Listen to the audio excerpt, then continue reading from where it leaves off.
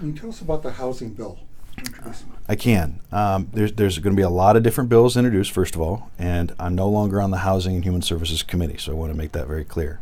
But because I was on the Housing and Human Services Committee, watching and listening to really a lot of the issues that are statewide, I believe that there are a couple of things that I'd like to make sure are involved in the discussion. And in this building, sometimes you introduce a bill to make sure that key points are involved in the conversations. Now, that doesn't mean you get them, but it does mean that it's a part of it. So one of the things that I've really been struck by is the value of the 10-year plan for land use planning. I really believe that having a requirement of something on the books that has to be updated, that requires people coming together and compromising and working together is important. So we're about to introduce a bill. It's still in the process of getting crafted, but it'll be a bill that basically requires communities to have a conversation every 10 years, for renters and landlords to come together to talk about expectations.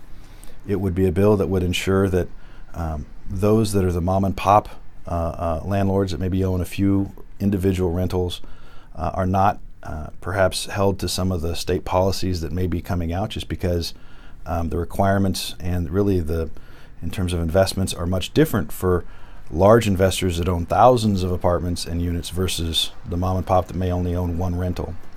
And it also says that ultimately you want to make sure that there's fairness and balance and conflict resolution built into the process.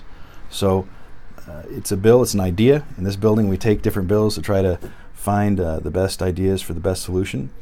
The bottom line is that I believe Oregon really is undergoing a housing crisis. I believe that's manifested slightly differently in Portland, but it's real here as well. And because I'm a former mayor, I believe that local government should have the tools to solve their problems, but I also believe that there should be some baseline expectations that every Oregonian can count on. And I don't know if these ideas are going to be accepted or not, but they're going to be fun to advocate for. Thank you.